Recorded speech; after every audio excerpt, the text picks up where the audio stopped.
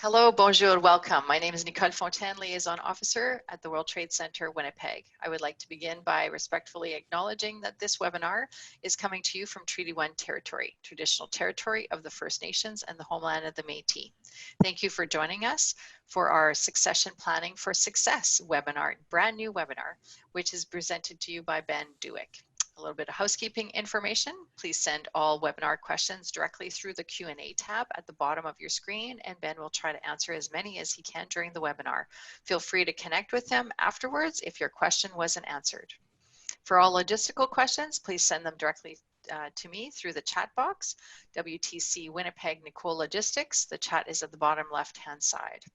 We encourage all attendees to fill out the evaluation through the thank you email that you'll receive by the end of the day, which will include the PDF of the presentation. Now it's time to start our webinar.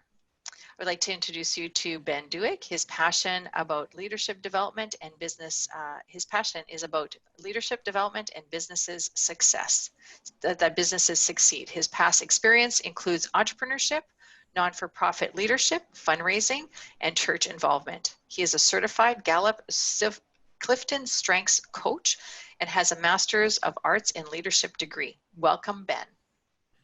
Well, thank you for having me, Nicole, and thank you for everyone who's joined us today. I noticed we have a good number of people showing up. I'm looking forward to presenting on succession planning for success, and I will try to keep an eye on the Q&A window and answer any questions you have as we go through it. And there'll be a couple times where I pause during the presentation to just make sure that I haven't missed any. So feel free to add them in there as well. And then there is also the webinar chat panel as well. And if you have any chat comments you want to add, I do like interaction as much as possible in this new world of Zoom meetings and Zoom webinars. And so I have a couple of questions for you. In fact, one of the first ones, I like to hear a little bit about people. So I know some people have already said where they're tuning in from. We have someone from Italy, and I know probably most of us are from Manitoba, but there's lots of areas in Manitoba. So if anyone who is on wants to kind of just pop a little hello in the chat panel there and just say where you're from, it helps me get an idea of where you all are. And so definitely do that. I noticed we have someone contributing there already, so Winnipeg, so good. If people want to add that in, that's great. And before we go too far into things, or while you add your where you're from, I'm going to tell us a little bit of a story, because everyone likes stories, right? So let's share a story. If my PowerPoint is going to progress, there we go. Okay, so I'm going to share a little bit of a story about these two guys. Now, this isn't a true story. This is based very loosely on different stories, different experiences that I've heard in regards to succession planning. And so I'm going to use the example of Bob and Jerry. Well, that's what we'll call them at least. And they're brothers, okay? So we're going to call them brothers. And they've been operating their business for over 25 years. And, it started small, but by hard work and determination, they grew their business. And between the two brothers' families, they had a number of children. Let's just say, for example, 3 children each. Now, out of those children that they had in that next generation, let's say that only 2 of them were really interested in joining the business at first, okay? So the other 4 went and did other things. And now both of these children, Mike and Todd, we're going to call them, were Bob's sons. And they started in junior positions, but as the years went on, they both progressed in the company. Now, Mike was excellent at what he did. Todd was good as well, but Mike was the superstar there. And they both were making around the similar level of position. They both had similar kind of compensation for the work that they were doing. And they were both okay with this arrangement because they were both able to be successful. They were able to get along well together. Now, the original owners, Bob and Jerry, they were considering what they wanted to do. So they were both in their early 60s, and they were both interested in retiring and moving on sometime in the next few years, but they weren't sure exactly when. They knew they had quite a few good years left in the tank, but they were asking the question, at least when it came to succession planning. Now, around this time, one of the other children, let's say we'll call him Jack, he wanted to join the business, sensing that there's this opportunity to be involved in leadership and even being an owner in this company. Now, Jack was Jerry's youngest son, And, Bob and Jerry were uncertain how to get Jack involved in the company. Jerry pushed for Jack to get a senior role of some sort. And, Bob gave in without arguing too much, not wanting to cause any family problems. And so they gave Jack a position very similar to Mike and Todd, in spite of Jack not having any experience or training in the business or in the field even. The first two children, Mike and Todd, were kind of annoyed at this and a little bit confused, and they were grumbling to each other and even their own families. Now, one of the other managers in the business, not a family member, but we'll call him Harry, he was excellent at his role, of course, and he was very good at bringing in business. He was a very senior part of the role, and he was also, he wasn't part of the family, but he was also getting frustrated because he had worked with Bob and Jerry from the beginning, and he had been part of the lean years when a business starts off. And you could see the writing on the wall that Bob and Jerry were probably going to be retiring soon, and while Harry respected the original two owners, Bob and Jerry, quite a bit, he wasn't really sure about the leadership ability of the children, especially this new guy. This is Jack, who came in and seemed to want to boss everyone around and never took anything seriously. He tried to have a private conversation with Bob, but Bob wasn't sure himself of what would happen in the next few years, and so he gave an uncertain answer. So Harry resigned about 2 weeks later for a senior position with the competition. As this was happening, Mike was beginning to get antsy because he respected his father and uncle, but had big ideas as to how to grow the company using new technologies and new methods. He had taken some management training and tried implementing what he'd learned, but his father and uncle had not been very receptive. And Mike was beginning to wonder if his father and uncle would ever retire and give him a chance to take over. He was sure he could lead the company really well if given the chance. He'd even let his brother Todd and cousin Jack have decent paying jobs. But when Mike brought up that chance of taking over, he only received unclear answers. So with Harry resigning, Mike pushing for leadership, and Jack causing headaches as the new guy, Bob decided he wanted out sooner rather than later. He pushed for a quick exit from the business, which forced Jerry to join him, even though Jerry wasn't ready. Because they didn't have a solid plan in place, Mike, Todd, and Jack all received equal shares of the company, assuming that they could come up with the huge dollars needed to buy out the founders. Even at a significant family discount, they were just able to come up with the funds, but the debt was crippling. The roles and responsibilities of the three new owners wasn't really clear. They could not manage their tensions, and they caused other key staff members to resign. And then, of course, the suppliers and the customers began to see this uncertainty and confusion. Suppliers began to request payments quicker than before, causing additional pressure on the cash flow for the new owners. Some of their long-standing customers began to move to the competition, where, as you remember, Harry was now in charge. Now, it didn't take long before the company began to really struggle. And while the company didn't close their doors, it was not being very profitable. Mike, Todd, and Jack did not get along anymore. Family gatherings were stressful. The wives found it hard to talk to each other. Now let's add in Mike Jr. and Jane. Now they were children of Mike and Todd. And now they spent some work in the business as well, but a couple summers, but never felt there's much there for them. And they did not actually really get involved. Now Jack had a sister, Karen. So this is one of Jerry's other children. Karen is the oldest of them all. And she actually spent a number of years as the CEO of a large company that was not this company. It was a different company. And she was interested in getting involved in this business. And she actually had the ability to probably turn this business around. She had the experience, she had the knowledge, she had the business background, but there wasn't really any clear idea as to how she could get involved. There wasn't really a shareholder agreement that was clear enough to make it possible for her to be part of the business at this point. So she wasn't able to plug in. She wasn't able to stick around, even though she might have been the person that was able to turn the company around. Now, even the other siblings who didn't get involved in the company, there was a few other children, of course, they were also upset because they had expected something from this all when the company when Bob and Jerry would retire, and they hadn't received anything, even though there had never really been any discussion. They had these expectations that this is what was going to happen. So the company still exists, but it's struggling, and it wouldn't be surprising to see their doors close, or even perhaps Harry, now the president of their competition, maybe he would come in and buy the three owners out for a tiny portion of what the company was once worth, if they would have been able to sell earlier and have a good plan. So this is, of course, a very dramatic story that doesn't really have, it's exaggerated for the sense of trying to paint the picture of the worst case scenario, perhaps, of a company that doesn't embrace succession planning.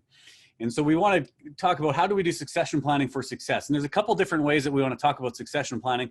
Some of it is in regards to, and the main way that we're going to talk about things is what does it mean when we're trying to figure out how a company moves from their current ownership structure to a new ownership structure. Maybe it's within a family business, maybe it's within a business that is trying to sell to an external buyer. And we'll talk about some of that to kind of flesh that out a little bit more. And a lot of the principles that we're going to talk about will be very applicable to that, but it will also apply to those of you in organizations that want to just figure out how do we better prepare our succession within our organization, even leadership succession.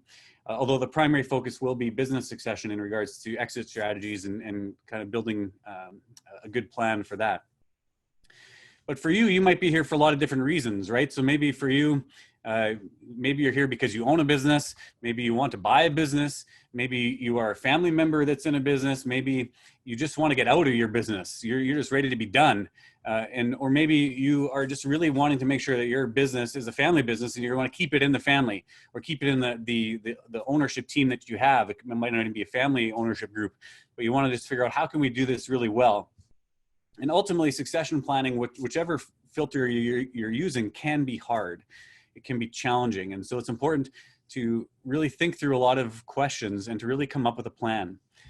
Now, this, of course, when you come up with succession planning, especially in family businesses, if you can see that on the screen, it says, I fired my son today, and then his mother fired me, then her father fired her, then his wife fired him.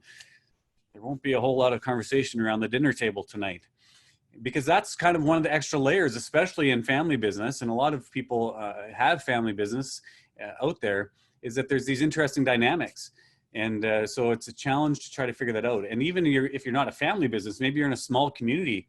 In small communities, even if you're not family, there's the extra layers of pressure and just community connections and relationships and pressures that you have to also deal with. And so that's an important question to consider as well.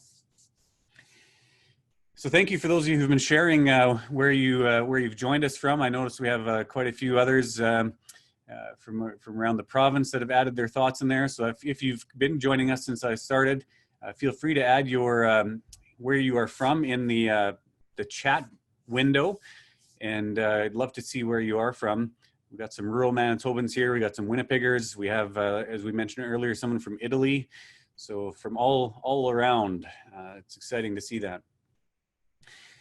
So for our time today, there's some kind of key outcomes that I want to make sure that we're talking about. So very simple, 4 things: learn, evaluate, introduce, determine. Whether it's family business or not, whether it's exit strategy or not, we do want to help you guys learn about the full picture of succession planning. So it's not just about selling your business. It's not just about managing the tax implications. There's more than that. So we're going to learn about what that all looks like. We're going to evaluate. So we're going to evaluate your own plan for your business if you have one. And then we're going to introduce a framework you can use when developing your succession plan. There's lots of different ways that you can kind of come up with a plan. There's lots of different factors to consider. It can be overwhelming. So I'll introduce a model, a framework that you guys can use to look at, and then also determine. And what I mean by that is that you can determine some next key steps for you in your business to developing a succession plan. And sometimes when we're talking about what is next, we think it needs to be this gigantic, huge kind of, big thing. And maybe it does. Maybe you want that to be what you take out of this here today. But even if what you take out of here today is a step, one step, or a few steps, a few small steps, an incremental change. Sometimes an incremental change brings about dramatic differences in your organization. So that's kind of the plan. There's going to be a little bit of a short break for me to catch my breath and maybe drink some water about halfway through, and for you guys to get up and stretch a little bit. But I hope to have us wrapping things up by 11, just a little bit before 11, to have some time for Q&A as we work through this here together. So again, if you do have questions, even as I'm going, you can feel free to add it into the Q&A tab, which is available for you on the bottom of your screen. So let's move on. And as we go through those 4 things, kind of those 4 goals, there's going to basically be 3 parts to our presentation today. So one is succession planning basics, kind of introduction to succession planning. We're going to talk about the succession planning framework. and then also beginning your plan. So, and some additional resources as well. So that's kind of make sure we have those outcomes covered. Good. JP, thanks for adding that. Looks like any comments are only going to panelists only and not panelists and attendees. Okay, so if I'm not sure if we can have that change or not, Nicole. If we can, that'd be great. I'd like to, if there's possibilities of some interaction, that'd be fantastic in that chat panel, so we can see if there's any interaction between participants. If not, that's fine too. If that's just the default setting, it can't get changed. Yeah, unfortunately, I don't think I can change it on my end, but okay. I'll look into it as you're speaking. Okay, sure. Thanks, Nicole. So when we talk about succession planning, there's a lot of different factors to it. And so I'm going to blitz through kind of, fire hose you a little bit in regards to succession planning and what it kind of can look like for you. So what is it? Why should I do it? And when should I start? And again, most of the succession planning images I was able to find had to do with family business, but this one I thought was kind of amusing. George, just before you jump in the hot tub, what were you saying about the children accepting your decision not to retire? And of course, there's a shark's fin in the hot tub, and that's of course poking fun. Hopefully, none of you are in families where that's an issue, but we need to figure out some of those issues, right? What is it? Why should I do it? And when should I start? Now, there's actually been some really good studies done around this for succession planning in the last number of years. And the idea of it was, what's the plan? They asked people kind of when do you want to exit your business? And so if you look on the screen there, the top of the screen where it talks about the expected business exit date, you can see the different percentages, a few people within 12 months, the ratios change all the way down. 8% don't know.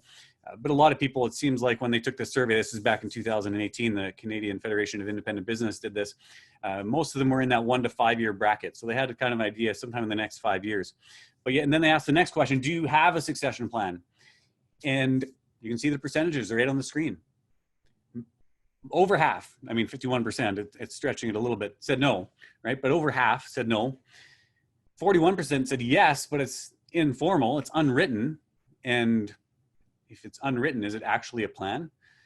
And only 8% said that they had a formal written plan.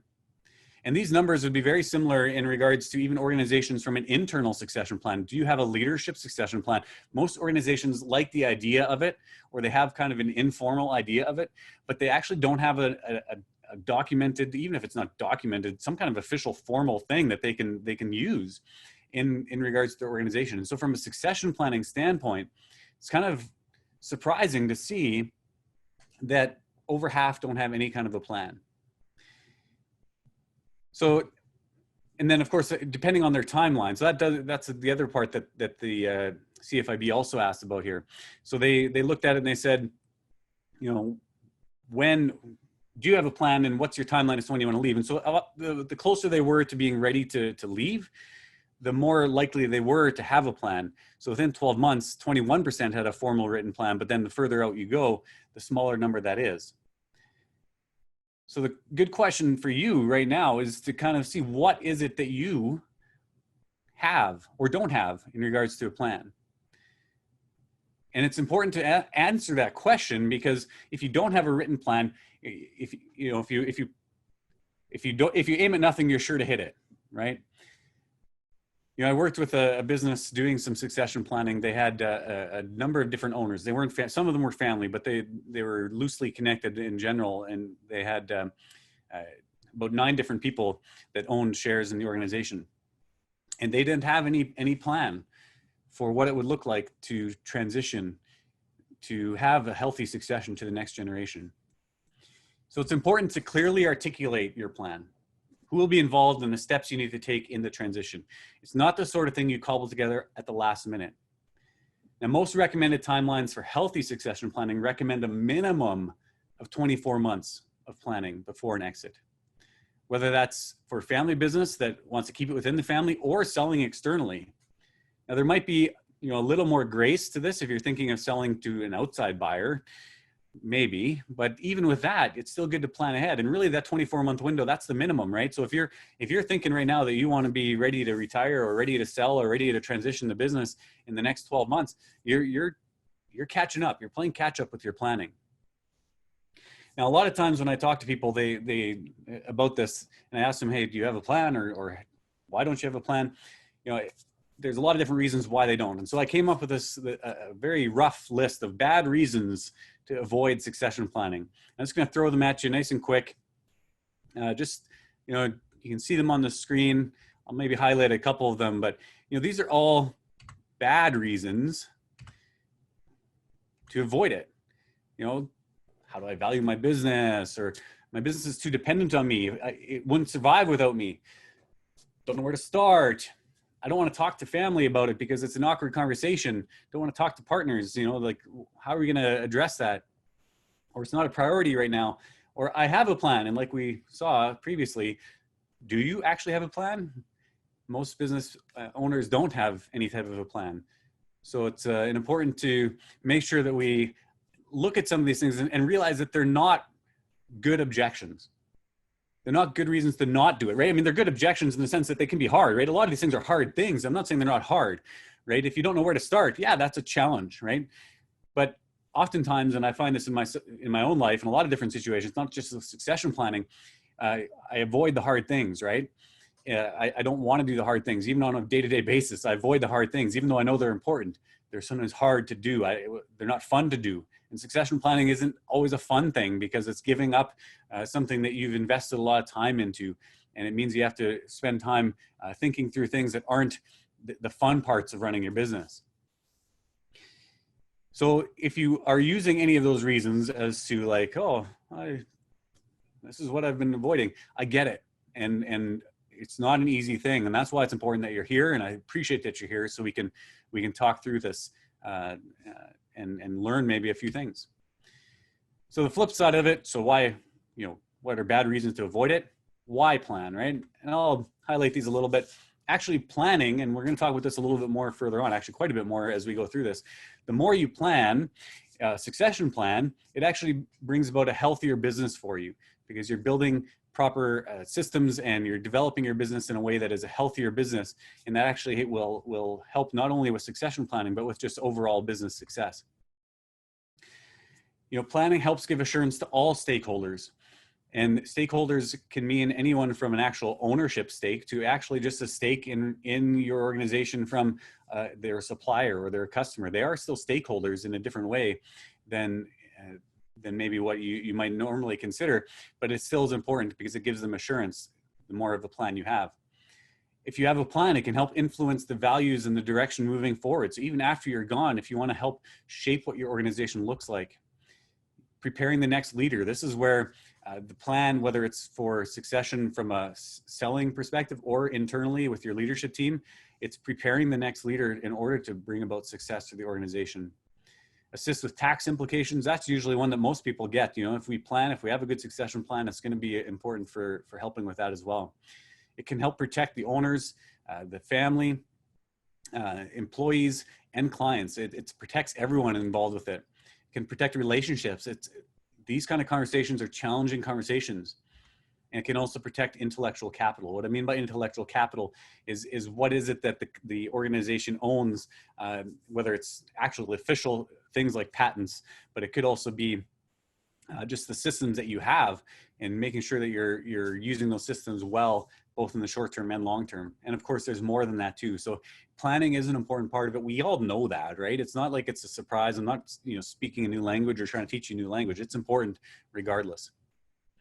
Now, the Family Business Alliance says that only 30% of all family-owned businesses make the transition into the second generation, and only 12% will still be viable into the third generation, with only 3% of all family businesses operating at the fourth generation level and beyond.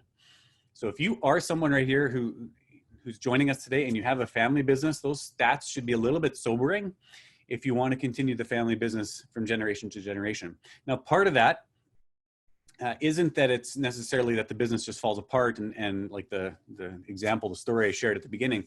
Part of that will be that sometimes family businesses just choose to stop being family businesses and they decide that, hey, we're going to just transition this out of the family. There's no one in the family that wants to be involved and we want to sell it when it's running well. And that's fine. But a lot of those statistics also relate to the fact that family business is tough to transition. and it's tough to keep it successful long-term. And so some of those businesses are closing down or because they aren't able to survive the family side of things. So that's an important factor for us to remember, that it's tough. And so we need to figure out how are we going to help address this. Now, when I'm talking, I've used the term a few times, so I wanted to clarify kind of when I talk about internal succession or external succession. Now, when I'm talking about internal versus external, internal succession is more where I'm referring to situations with family and employees, where you're actually trying to figure out how do we transition within our current group. Like, so family members is one of the key things or normal things, and that's often referred to as internal succession because you're bringing in someone like that. But also another factor is employees, right? So sometimes that can be viewed as an internal succession because they have intimate understanding, intimate might not be the right word, but a deep understanding of the business already. They're inside the business already. And then external is more the outside buyer side of things. And a lot of the preparation and a lot of the details around, and this is very brief on the screen here, around getting ready is very similar between the two, because you're still having to get ready, you know, the different business systems, and you still have to clean up your books, and you have to figure out when the sale is going to be happening. But it's how you're preparing the successor is what changes, right? I mean, really, it's the determining and preparing your successor and determining and preparing your buyer, right? And the successor might be someone who buys. Most of the time, you know, even in family businesses, they're buying into the business. But we shouldn't forget about the employee side of things as well. So even as I'm talking about different options for succession planning or for exiting your business, yes, outside buyers, we'll talk about that a little bit. We'll talk about family side of things. I probably won't refer a lot directly to the employee option, but I just wanted to make sure that we understood that it is there. And sometimes it is an important thing to at least consider before you sell externally, depending on your context, of course. I'm not sure what business you have, because oftentimes the people that are in the business already, they may feel almost, if they don't even have the conversation around, hey, do you want to even have interest in this company or not? They may feel almost like they've been ignored, or because they've invested years in your company potentially, right? And so it's a good, worthy thing to consider doing. And it actually, in many ways, is a less risky option to sell to employees, and because you know, they know what they're getting into, you know what they're able to do and or not able to do. Now you might lose a little bit on the sale price sometimes, because the employees, they know all the dirty secrets of the business, and so they, you know, if you paint it nice and stuff, they know what's underneath the paint. But there's less stress in finding someone and trying to convince them that the business is worth owning too, right? So I won't talk a lot more about that today, but that is there in the background. If that is an option for you to consider, definitely look into that. So on the screen here, I have a question for you. How prepared are you? And I have a little line with the dots at the end, not prepared or prepared. I don't need you to answer in the chat or send me a response to that, but this is really what I want you to ask for yourself right now. Even if you're taking notes, put a line on your paper and just own where you feel you're at. Are you closer to the not prepared side? Are you more at the prepared end? Most likely you're going to be somewhere on that spectrum, and that's okay. But the sooner you can kind of understand and own where you are, it allows you to understand the next steps moving forward better. Because for you, it's going to be different. If you're really close to being prepared, your steps are going to be very different than someone who's at the not prepared dot. So on that paper in front of you, on your notepad, if you want to do that as we're chatting here, jot that down, mark yourself down as to how prepared you are. That's going to help you understand and as we move through the rest of the webinar. I'm going to give you just a couple seconds to think that through if you need a few seconds as well. Pop open the Q&A here just to make sure I'm not missing anything. Oh, it looks okay. So moving on, I want to highlight a few overall guiding principles. Now this isn't the framework. I'm still more in that, remember the part one, kind of introduction to succession planning. And so some of this is going to seem very basic and some of it's very kind of overview, the 40,000 foot view, and that's okay. We can't get into kind of every single detail on this, but just some overall guiding principles when you consider what succession planning looks like for you. Because again, like I said earlier, it can be risky, it can be hard, and there can be a lot of uncertainty. So, you know, plan, obviously, right? let's have a plan. What is the plan? We've talked about that. Beware of tax-driven succession. What I mean by that is that sometimes you can be so focused on trying to, have the best tax breaks or the best, trying to figure out that financial piece of it, that you forget lots of other components of succession planning. And we're going to talk about that quite a bit in kind of after the break, probably is when we'll get to that.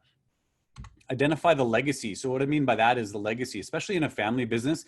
The legacy component is so important. So legacy is kind of what you're leaving behind.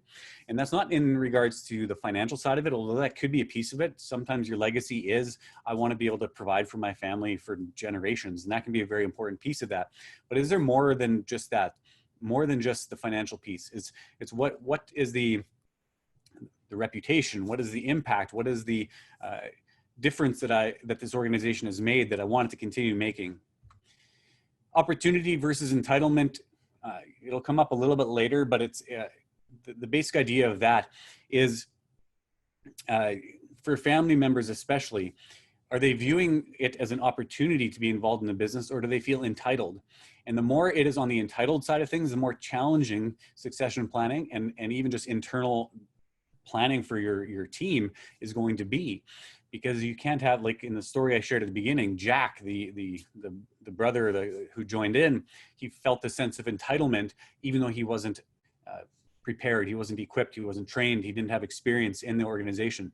So it can be an opportunity for sure for family to be plugged in, but I encourage organizations to have criteria as to what that looks like.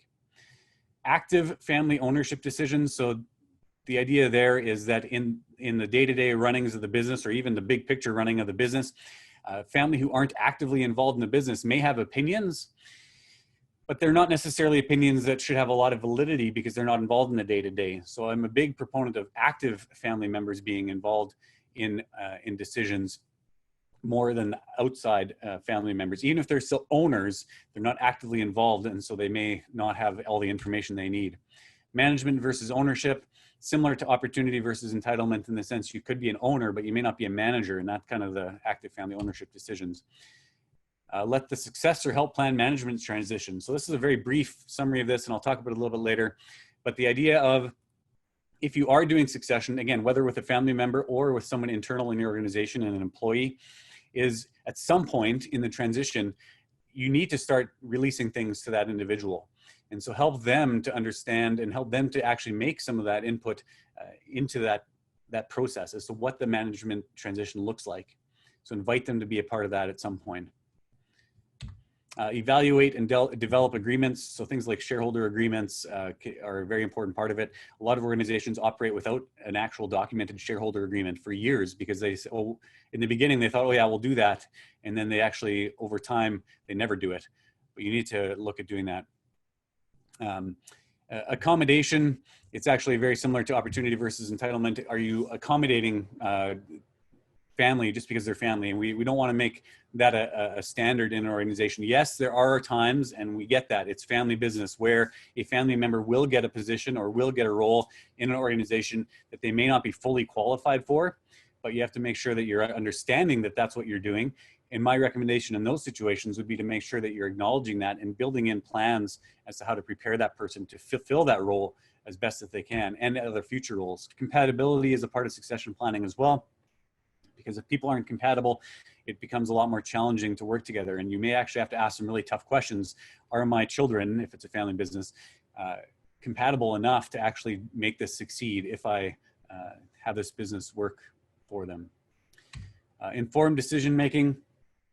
Very simple idea of that too, relates very much to the active family ownership decisions, but are you actually providing enough information to the people who are involved, the stakeholders involved, again, with family members, in order to make their decisions properly? We're going to dig into some of this a little bit more. Consider all your capital, not only financial capital, and we're going to talk about that. It's part of the framework that we're going to get through. And the last thing, though, is communicate, communicate, communicate. Communication is the hardest thing in most relationships, let alone business relationships. So if you consider how hard it is to communicate well, even just within a friendship or a family, without the pressure of business. Now add that into the equation, the business factor, which can add layers of confusion. It can add layers of expectation. It adds money as a part of the equation. And all these things that are really hard to deal with at the best of times. Now you're putting family and relationships all together with this all, and communication is the most important thing, which is why it's in there 3 times in capitals. And that's going to be one of the things that you'll hear me say a few times throughout our morning here. Communicate more effectively with your team. And that can apply into any situation, any context. We need to be communicating more. And that is an obligation for leaders. Leaders, we think we communicate effectively, and we actually, studies have shown that we aren't as good at communicating as we think we are, because we don't communicate either often enough or with enough clarity. So there's an important factor for you. So that was a bunch of fire hose of information at you, dumping it a lot at you. Hopefully it gave you a little bit of a foundation. That was kind of the goal of the introduction part. Gave you this foundation as to succession planning, getting you in the mindset. But I do want to share with you a framework, a succession planning framework. Because if you have a framework, you can have a little bit of a plan, and hopefully not have a help recovery plan or a succession plan, but more of a actual strategy, an actual idea, some actual steps that you can take to move forward with your plan. So I'll introduce the plan. We'll take a 5-minute break, and then we'll continue on after that. So the basic idea, we start with the big picture view. Where do we want to go as an organization? Where do we want to go with an exit strategy? There's kind of 2 pieces. So it's what's the overall vision for the organization, what's the overall strategy? Develop the plan, implement the plan, and sustainability. Simple, right? I have a little bit of a graphic here that kind of explains it, and I'll kind of work through it a little bit. First, again, the big picture. This is where you make sure you know where you want to go as a leader, is a part of that, as a business, but also as an exit strategy. And this really, mission, vision, and values, whether you call it that specifically or not, and we'll dig into that a little bit later, that big picture applies to your business, regardless of what the next steps are. Whether you're exiting your business in 2 years or 20 years, if you aren't clear as to why you exist, that's a foundation for pretty much any discussion. And then the 4 boxes you see there on the screen around develop the plan, it's kind of the 4 buckets, the different capital that you have in an organization, right? So the financial piece of the plan, how can we make sure the new owners don't start with crippling financial debt? What do I want out of this for myself financially? How do we handle the tax side of things? How long do I want my financial stuff to last? What do I want to use it for? Do I want to buy another business? Am I exiting this business to buy another one? That's kind of the financial bucket over there. We got the relational side of things, kind of the people side, which is often forgotten in a lot of these conversations. The people you have in place, the potential successor, how do you prepare them? How do you train them, equip them? Relationships with suppliers, clients. How do you make sure that the relational side of things is not forgotten in regards to the succession plan? And so you develop some stuff around that. Social capital, that's where, what are the values that in this business, and how do we want to ensure that they're going to last? How can I, honor and respect the culture that we have, the employees we have? How do we want to make sure that the community around us is remembered during this time, as well as we develop the plan? If we're forgetting that legacy dynamic can be very challenging. And then the intellectual capital. So that's where, whether it's the official, legal patents and stuff like that, like I mentioned, or things like systems and processes, how can we make sure those are managed with regards to the plan? How can the knowledge up here be retained moving forward, even as a part of that? So oftentimes founders and people who've been in the business for many years, it's a lot in their head. They've got 25 years of how we do business in their head, and they haven't documented it and put it down into processes and systems at all. So really it's how can we develop the business to be more finely tuned? And then once you have the plan developed, then there's the implementation. So it's, of course, making the plan actually happen. A plan is only as good as how you implement it. And so if you, that's where you often will go talk to some advisors, and we'll talk about how that works a little bit later as well. And then finally, sustainability. Sustainability is making sure that it actually carries through, but it's also sustain and adapt. It's not just sustainability, because over time, things might change. If we're looking at a 12, 24, 36 month process, or even 5 or 10 years kind of in regards to succession planning, and that's not too early to start thinking of it, things will change over that time period. Whether that's a family succession plan where someone wants to come into the business who wasn't in the business, or someone wants to get out of the business who was in the business, or maybe there's health things that come up, or maybe there's challenges in the economy, like COVID-19 as an example. And you need to be always looking back at that plan and adapting it as you need to.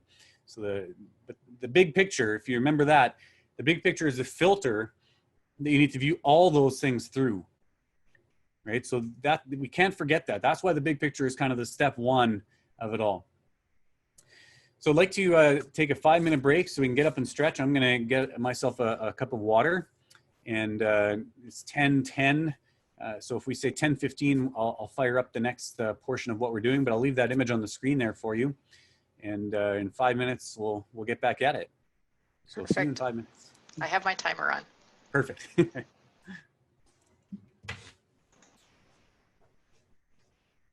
Okay, we're ready to go.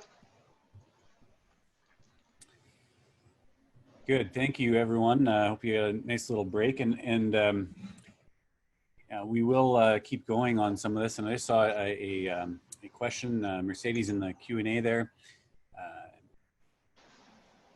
Succession strategies. It's not a private company or the leader is not the owner. Will there be any portion of the talk addressing these types of businesses? Some of the strategies that we're going to be talking about will apply to that to a certain extent, but the primary focus will be more on kind of the business succession planning from a ownership perspective or from an exit strategy perspective, although some of the principles will apply to those situations. So apologize, Mercedes, if it doesn't quite fit exactly what you're hoping for, but there's a lot of stuff I could talk about on that at a different time as well.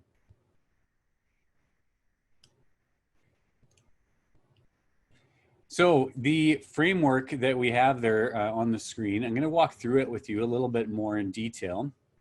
And again, if you have any questions, feel free to add them to the Q&A tab. Appreciate that. That is very helpful for that. And there will be some more time at the end as well for some official Q&A.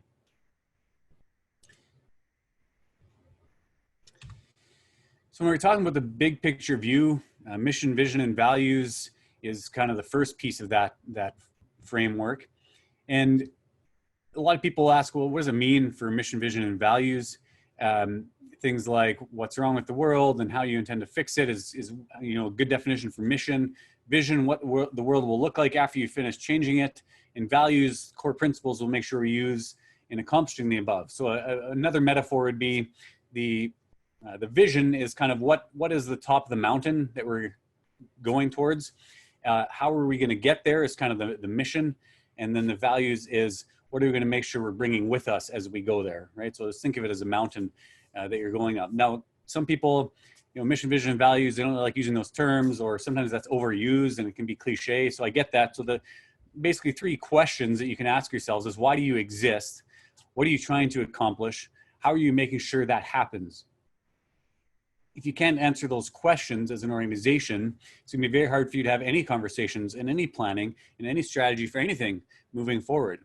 That's why it's so important to ask those questions. Why do you exist? What are you trying to accomplish? How are you making sure that happens? The second piece of that kind of initial step is the big picture view. So here's some questions and this is regards to succession planning specifically.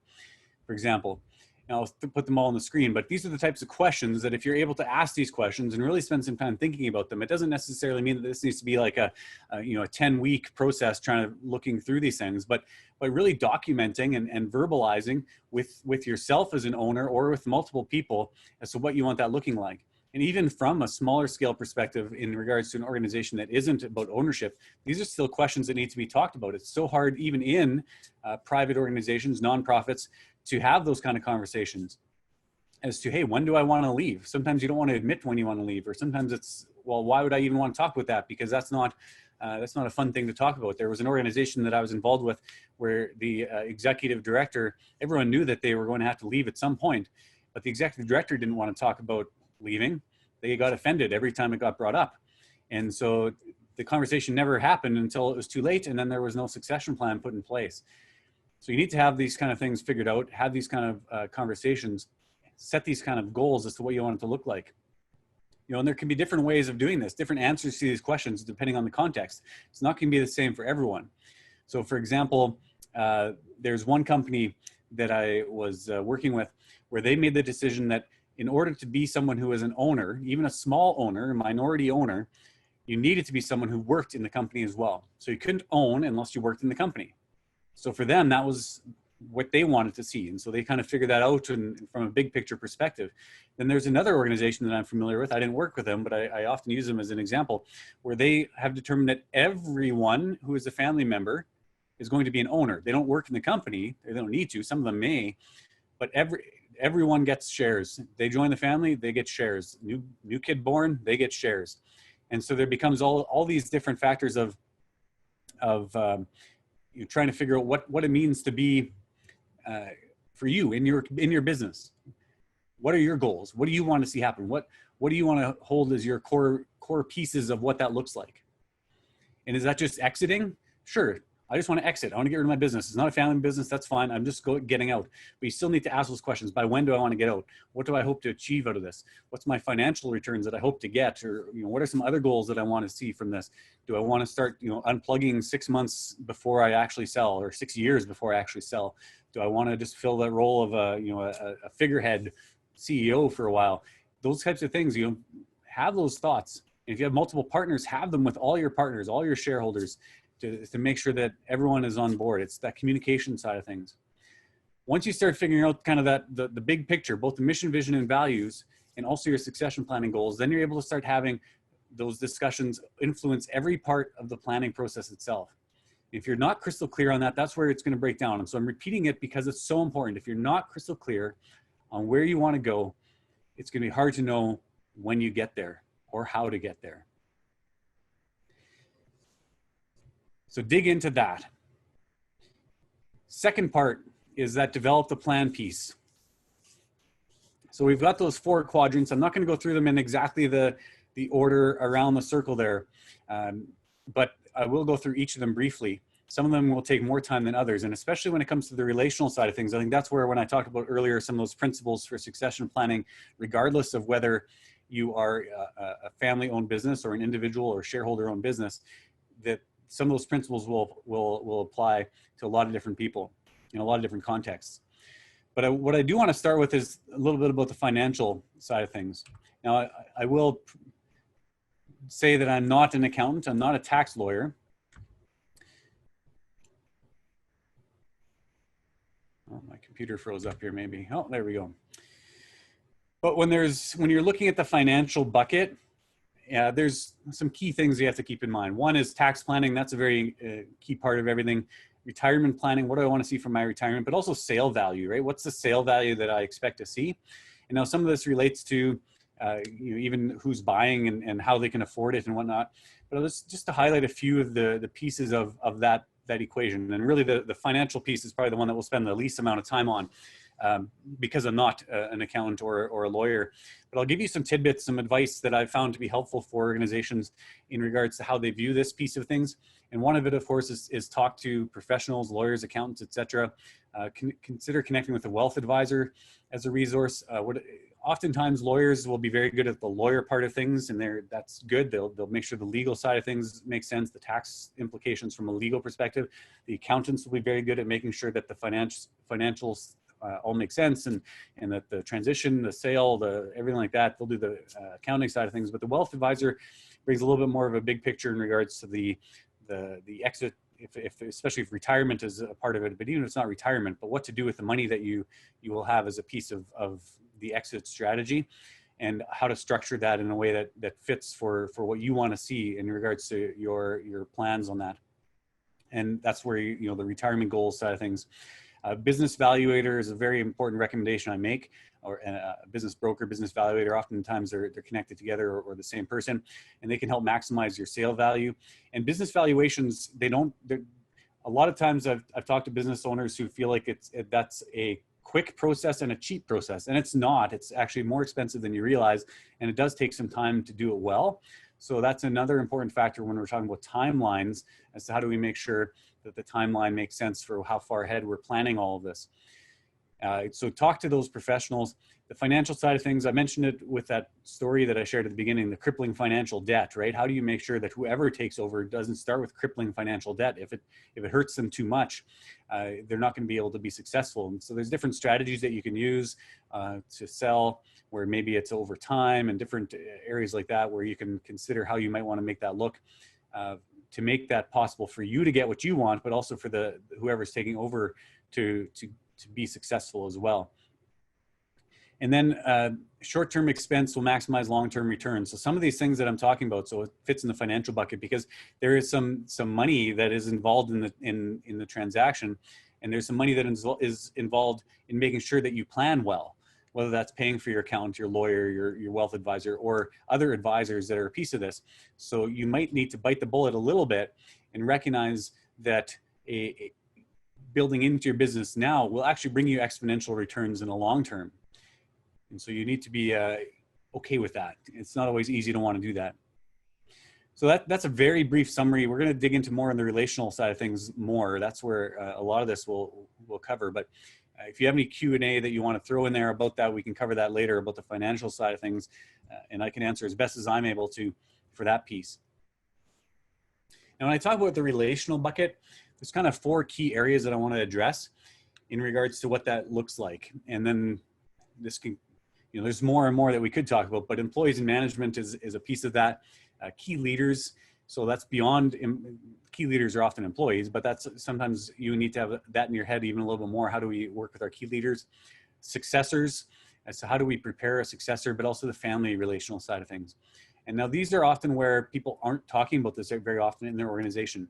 What oftentimes organizations, when they're looking at transitioning, whether that's for sale or for just the key leader role, whether that's the CEO or further down, some of the key leadership roles, it's often not talked about. And just at the last minute, or when all of a sudden the announcement is made, oh, I'm ready to sell, or I'm ready to retire, or I'm ready to, or I quit my job, whatever the case is, that's when the discussion starts happening.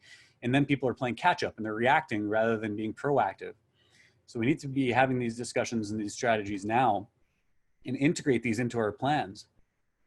And when you're thinking about employees and management, one of the key principles behind this all is that employee turnover is the greatest during times of transition in a business.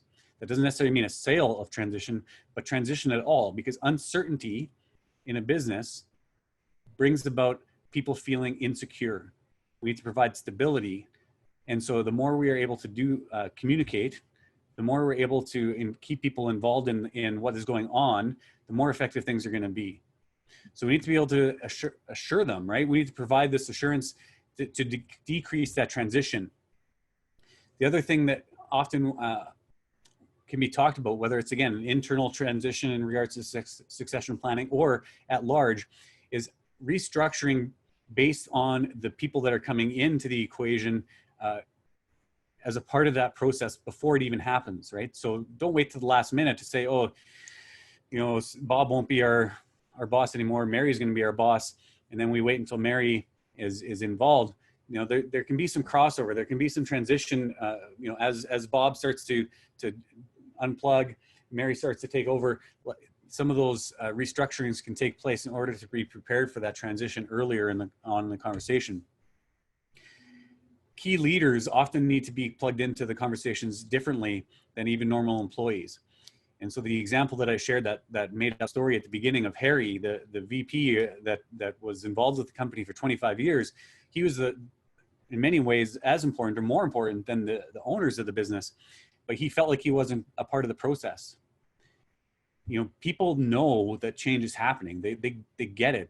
If someone wants to sell a business, or someone is retiring, or whatever the case is, oftentimes they know more than you think they know, or they feel more uncertain than it actually, you think that it should be for them. And so the more we're communicating with them, and especially those key leaders, the better chance there is of them staying on for long-term success. Whether that's family business or a transition to someone out, or it's just an internal transition, people need to know that they're a part of the equation. Company culture is an important part of the step as well. Whether it's whatever change is happening, if you don't have a good, strong company culture, So what I mean by company culture is, what do people expect?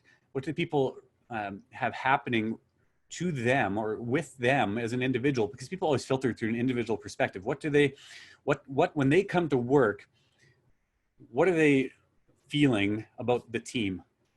Do you have a strong team? Do you have strong values that you're living out? Do you have a workplace that isn't filled with drama? And so if you have a strong company culture, that's going to be better for everyone involved. Because again, when there's transition, that's when most people feel like they want to leave. But a strong company culture helps compensate for that. If you don't have a good company culture, if you don't even know how to get there, you need to figure out, how do we build that into this plan? And even it's strange, because even in succession planning, people might say, why do I need to worry about my company culture in succession planning? If you're working anywhere between 2 to 5 years in advance, for example, a strong company culture is going to help influence the strength of your business. If the strength of your business is better, you're going to start seeing more returns on your business long term, which all translates into higher value for your business, higher success for your business. Regardless of whether you're selling it or not, it's just going to make your business stronger. And that's what we all want. We want a stronger business that we can, first of all, be in, own, or work in.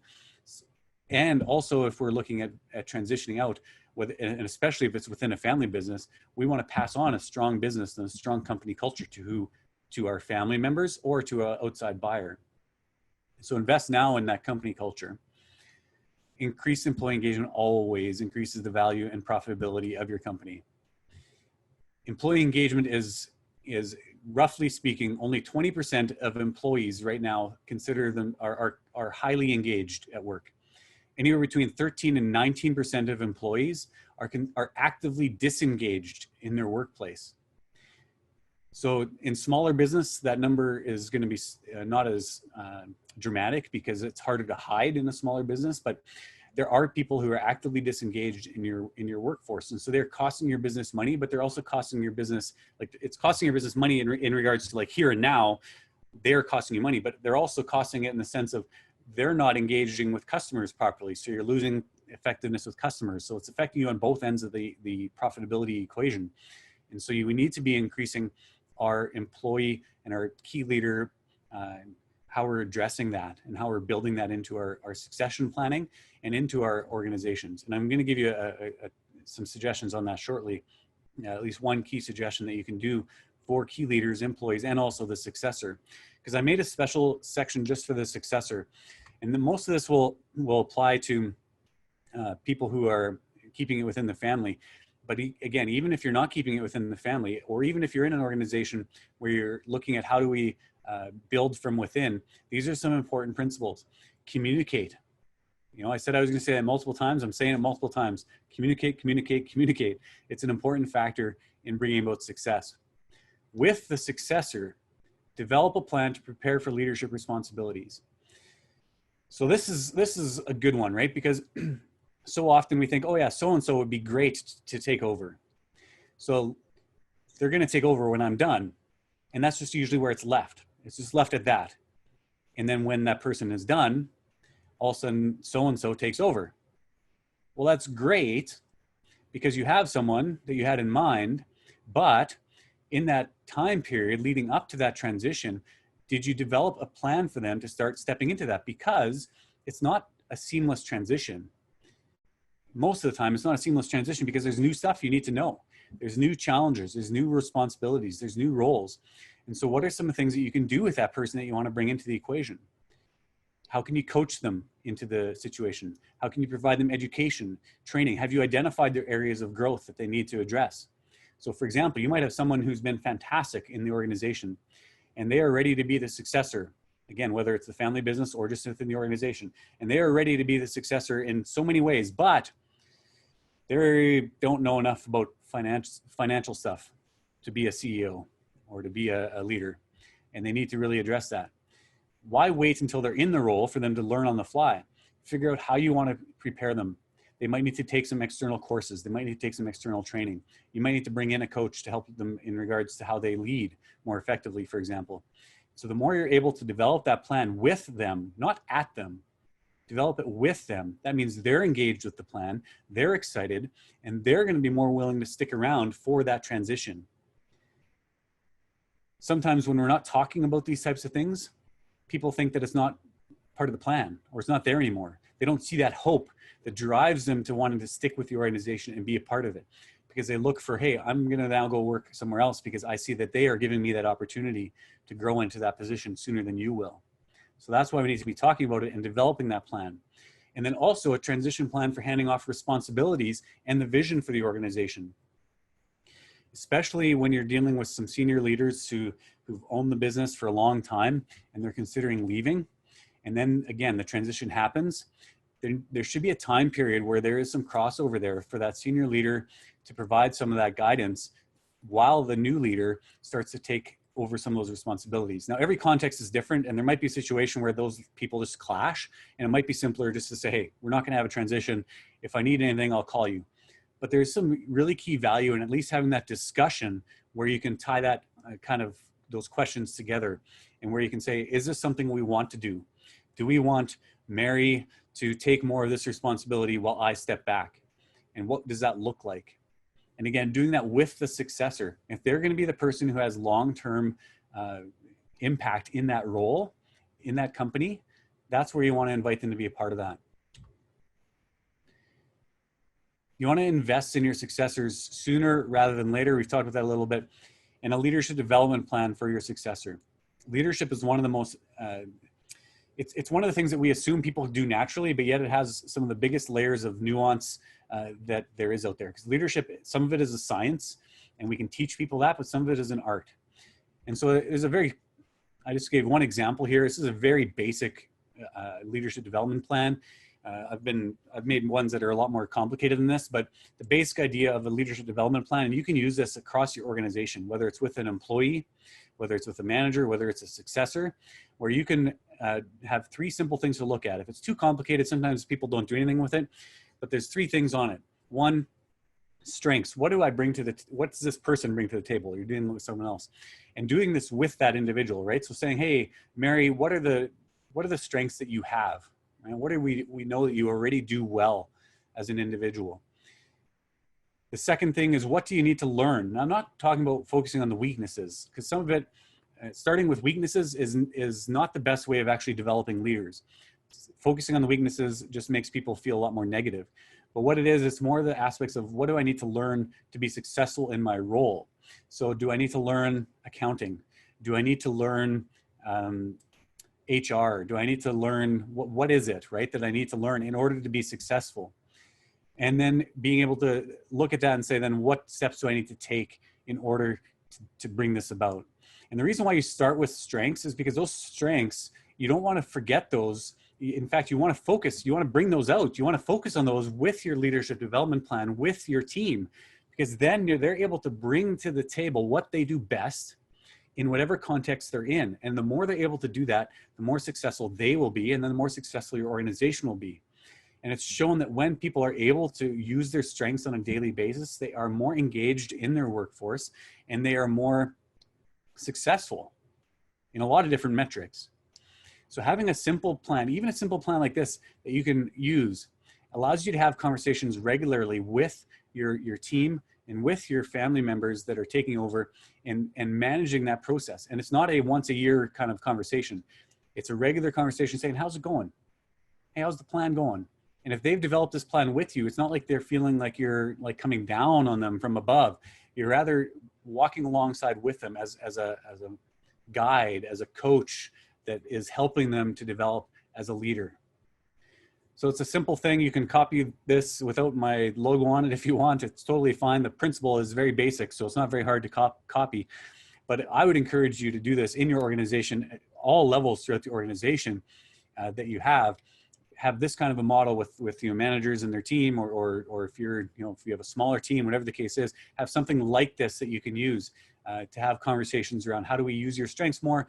How do we help you learn things you need to do to be better in the future as a successor, especially, and then what are the steps we're going to take?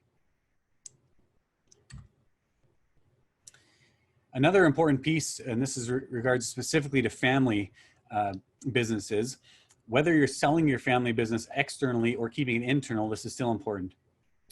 So communicate, communicate, communicate. Again, we've talked about that. It's just on there. A couple other principles. Family have expectations on the business, whether they've talked about it or not. And it might not be big expectations. It might be very little. Their expectation might be minimal. It might be, I don't have any expectations. And that might be, as clear as it needs to be. But in general, there is at least some conversation that is important to have when it comes to expectations, whether they're directly involved or not.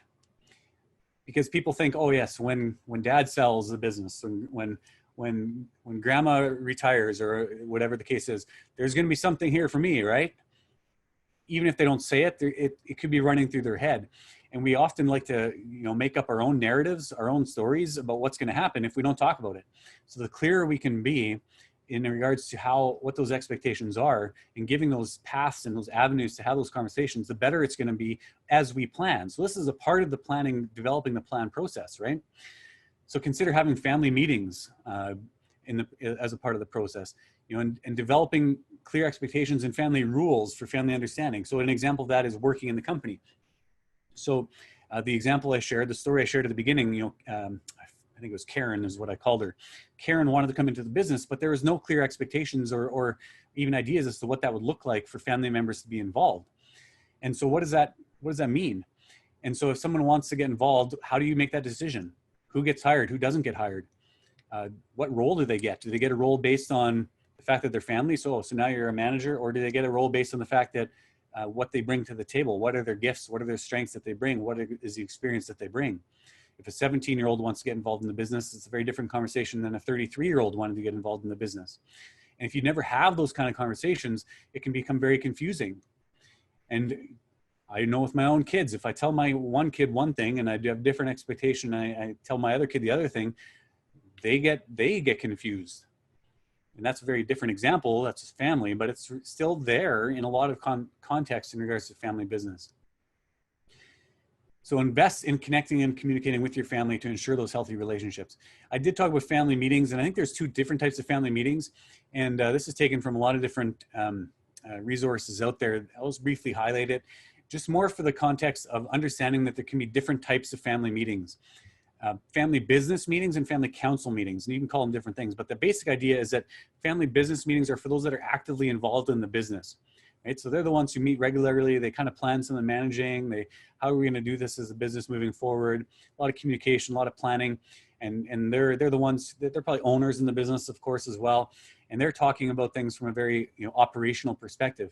The family council meetings are those people who are still potentially owners of the business, but it may not need to be even direct owners. It could be extended family beyond the owners, and having them clear as to what the expectations are as to things like, hey, for family who want to get involved as employees in the business, here's the process that you need to go through. It's going to be different for you than for other employees that we hire, but this is still the process we go through. This is what it's going to look like if you want to buy in, if you want to sell, if you want to, these types of things. We will talk about those. Family business meetings would happen way more often because they're the operational kind of things. The family council meetings wouldn't need to happen as often, once a year, or maybe, I don't know, depends on how often you feel it needs to happen. But it's important to at least have these kind of things aware in your planning process. The clearer you are, the more you're communicating, the better the plan will be. So as you're developing the plan, develop these types of ideas. And then when I talk about and more in regards to relationships, I will talk about this very briefly. Suppliers and clients and customers. When a business is transitioning, when a leader is transitioning in an organization, there is uncertainty beyond the immediate team. So this applies again internally, just if you're replacing a sales manager, for example, or if you're changing your ownership team around, that uncertainty is spread more than you realize. And I've gotten these emails before where I get an email that says, all it says is, hi, I'm your new sales manager or your sales advisor. Let me know if you have any questions. And that's the first I've heard of anything, and I mean, I'm not a big money client kind of thing. I'm in a lot smaller scale side of things, but take that into a situation on a bigger scale perspective. That transitional experience is a challenge for a lot of different clients and customers, especially, and suppliers as well. So a supplier, for example, they may have been doing business with your organization for the last 20 years, for example. And the owner is transitioning out, and they had a handshake deal with the owner. They never had signed documents. They never had anything like that. They just would do it on a handshake, and they knew they'd get paid. The uncertainty that is there, even from a supplier side of things, when their contact is changing over, you need to be able to address those types of questions. So my suggestion when it comes to things like suppliers and clients and customers is to answer the question, how are we going to transition that relationship? And not wait 2 weeks before the transition, but have a plan further ahead of time where you know if that's going to start happening, where your supplier, introduce the new guy, whoever's taken over, a lot earlier on in the process, so that handshake deal, if it needs to change, fine, it needs to change. But at least those kind of conversations are happening early enough that no one is surprised, or at least the surprises are minimal. There's still going to be surprises when that happens. So that's kind of the relational side of things on it. I'm going to move to intellectual because that's the next big piece, and then we'll briefly touch on social before we kind of wrap things up for some Q&A. So when it comes to the intellectual side of things, I mean, that's things like business systems, strategic plans, head knowledge, and more. Now, I'm going to pop a picture on the screen because really what we're talking about, even when it comes to the relational side of things, but also some of these intellectual systems sides of things, is the curb appeal in a lot of ways. I mean, that's not an entirely great metaphor, but this house, it's the same house, the top picture and the bottom picture. But if I was a buyer coming to buy the house, I would much rather buy the bottom house than the top house. I would pay more for the bottom house than the top house. And if you talk to real estate agents, when you're looking at selling your house, they will tell you the types of things that people will pay more for your house if you improve them. I don't know if this is accurate. So if you're a real estate agent, I'm not sure if sprucing it up that much, if you'll get your value back, but I know there are things that you do get your value back when you invest in them. And so that's really what we're talking about when it comes to things like business systems. And really, when we're talking about making these things strong, this is what I referred to at the beginning of our time together. It just makes good business sense. It's growing your business to be strong so that regardless of what you're doing with it, it's going to be more valuable for you and for others. So some of this is just common sense because we know this stuff. It's not like we don't know that we need to be better at these things, but it's really being able to say, if I see the end result as being, I want to have the best return I can when I sell, because most of the time when we're building our business systems, when we're building our business, especially small business owners, our retirement plans are dependent on our business being sold for a certain amount of money, whether it's internal to our family members or external to someone else. We kind of have that. It's like the percentages is somewhere around 70 to 80% of small business owners, their net worth is tied up into their business. So the better we can build that 70 to 80%, the stronger we're going to have at the other end of the tunnel. So some of the stuff I'm going to talk about when it comes to business systems, it's common sense, but it's a good opportunity when you're thinking of succession planning to start answering those questions as to how do I build these better? And remember that an increase in profitability has a huge multiplier effect for selling. So very briefly, I'm not an expert at this. Business valuators will be way better at this, but I'll give you a very brief idea, a summary of how some of these things are determined for when the sale happens. So there's this acronym called EBITDA. It's earnings before interest, taxes, depreciation, and amortization. So they kind of do a calculation as on that. And then they will factor in a multiple. Now the multiple is dependent on a lot of different things. The risk of the industry, the lack of business dependence on the owner is a part of that. Market share, depth of management processes, procedures, basically those kind of things. The more you can impress the buyer by having those things figured out, the multiple goes up. So they look at that EBITDA and they have this multiple, and then they multiply that, and that's often the valuation at the end of it all. Now it's a longer, more complicated process than that, and I can't explain it any deeper than that, but that's the very basic idea, that at the end of it, they're able to figure out what that looks like for a value of the business. And so the multiplier can have a huge impact on the EBITDA. That's a number, you might be able to increase that number as you increase your business processes and systems, absolutely. And that number can go up, but the multiplier, the more impressive all those other things are, the kind of the foundation of what your business is, the more you'll be able to sell it for, because the multiplier is just an exponential increase if you do the calculation. So that's some of the things, kind of the reasons why these systems are important to look at. And some of this, even as I just pop it on the screen, you'll know what it means. You'll know that this is, and you'll know, because we all know, and I know this for myself, for my own business, which of these areas I'm not as strong with as other areas, right? And you'll know which of these areas you can make small changes to that will have big differences. And you'll know which ones are like, man, I got big problems there. But in the planning process, the more you can figure that out and be honest with yourself, the better you can have a plan moving forward. You know, so some of those things that are on there, the tighter you can make it, the better systems you can have, the better processes you can have, the more it can be where you as the owner are not needed at your business, the better it is, because people want to buy a business that is turnkey, that operates really well. They don't want to buy the broken down house. They want to buy the house that is ready to live in, just like the business side of things. And that's where you're going to get your highest value. Now, some people buy broken businesses and turn them around, and that's a part of what they do. And you might find buyers for that. But the better you can clean these kinds of things up, the better you're going to have success in your business. Having a strategic plan is also important. And the reason why I say that, develop that before the transition, is that if you're selling it or transitioning it internally, especially, have a strategic plan that is in place before the transition. Whoever takes over can just keep moving alongside with it. They can adjust it as they need to, of course, too. But that's going to give them confidence as to where we're moving forward on this.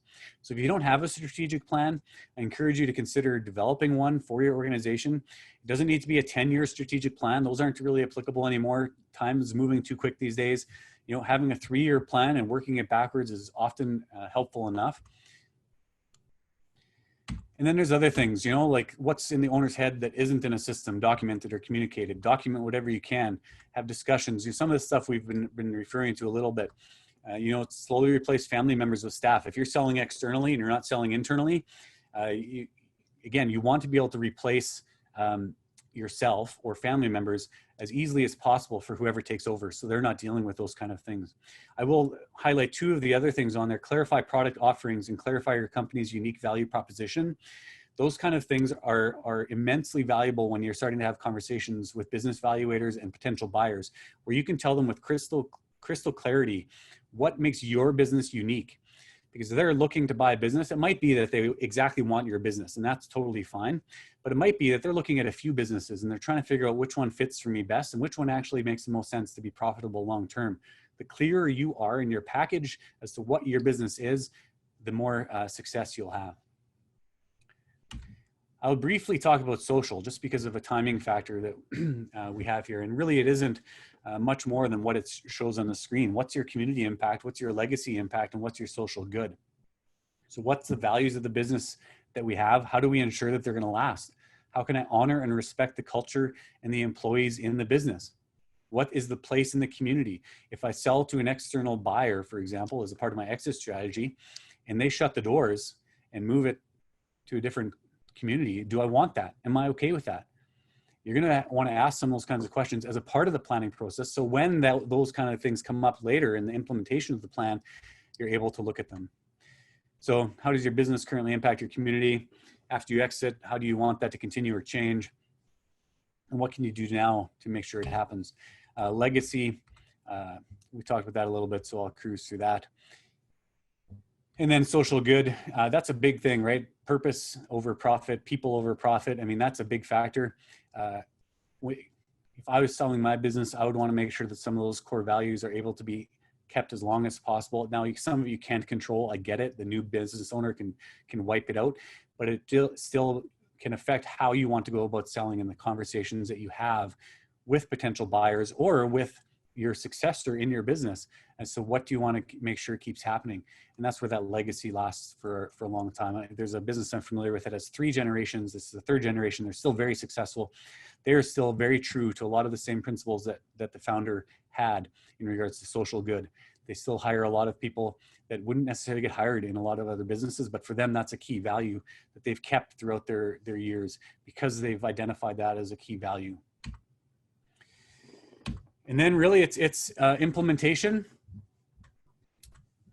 Who do you need to bring into your team? Some key advisors, again, lawyers, accountants, wealth advisors, business advisors, leadership advisors, whatever the case is. Who do you need to bring into the plan to help execute? And I mentioned this earlier, right? What's it worth to you to implement the plan well? Like some of that does involve investing money, but that multiplier effect will get you that return in the long run. If you're able to show a higher profitability, if you're able to show better systems, if you're able to show all those kind of things, it'll cost you now, but it will get you an exponential return back at the end of it all. And then what are clear goals and timelines to assist with implementation? If you have a 5-year window, build it backwards as to what the 5 years looks like for you. And then in phase 2 and phase 3 of this plan, stay true to phase 1. Remember, mission, vision, and values, and what are the goals that we have? And the same thing with sustainability. Well, annual checkups and adjustments, adapt to new circumstances. You want to make sure that you're staying true to phase 1 still always in the midst of all this, because the more you're able to implement successfully, the better you will do. Beginning your plan is basically that, simple steps forward. Write down a takeaway from each of the 4 areas of succession planning you'd like to implement. Doesn't need to be rocket science right now. Maybe your only takeaway is saying, hey, I need to sit down and do this plan more, right? And I need to actually come up with something. Write that down. Tell them to someone on your team or in your family. There's always better accountability.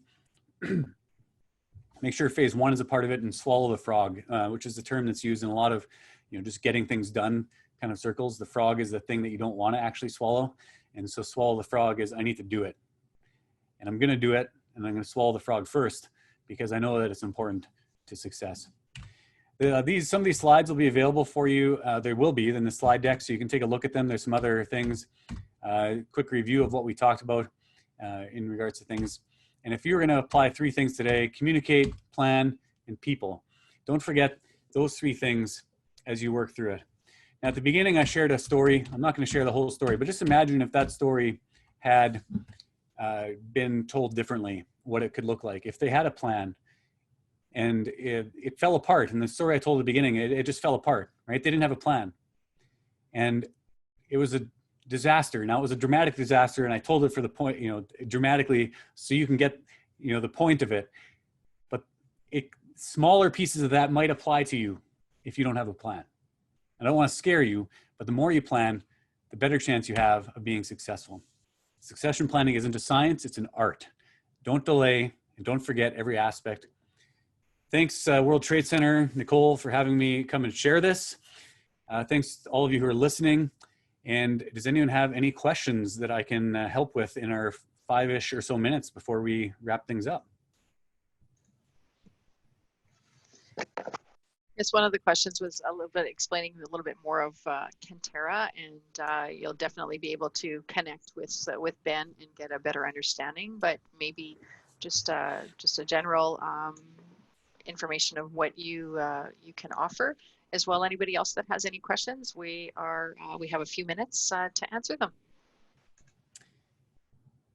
Great. Well, I can share a little bit more about my company. You can always check out my website as well, canteraleadership.com. So I'm a leadership development guy and Gallup Certified CliftonStrengths Coach. So for me, the relational bucket on that, on the framework is a big part of what I do. I work with a lot of organizations on their leadership development and do that. I also do work with some companies on succession planning from a big picture as well, kind of modeling after that framework, and I help walk them through that. And that's a very short explanation of what I do, but I'd be happy to connect and discuss with anyone on the call further as to what that means for your organization. Great. We have another great question. So how do you start conversations with partners that you intend to buy out but aren't sure if they're willing? Well, I think I don't have a perfect answer for that, because part of that depends on the context too, right? And some of it, the challenge is that oftentimes in those kind of situations, there has been very little communication in the history of the organization as to what those conversations should look like. And not even having an agreement or a shareholder agreement that even lays out the processes can add an additional challenge to that. So I don't know the person who's asking kind of where they're at with that, but it's a conversation that has to be managed very carefully. But I think it's one of those ones where sometimes you just have to be okay with bringing it up, and don't bring it up in the heat of a moment. Like, that's never going to help. Like, if you're having a disagreement as to something, don't be like, well, I don't like you and I want to buy you out. Like that's not going to be a helpful conversation. You got to find a time to have, a good way of doing it. And I did this with an organization once where a lot of the tough conversations that were had at a retreat. And so it was said, hey, let's have a retreat. We all know that there's stuff that needs to change, and it doesn't need to be like a full weekend or anything. The future of the organization, let's have a retreat to talk about what that looks like. Let's go have a day somewhere. Let's go have an offsite day where we talk about what the future of the organization looks like. And then you can have some of those conversations and see, maybe they're not willing, and that you might need to deal with it then, or deal with what that means for you. But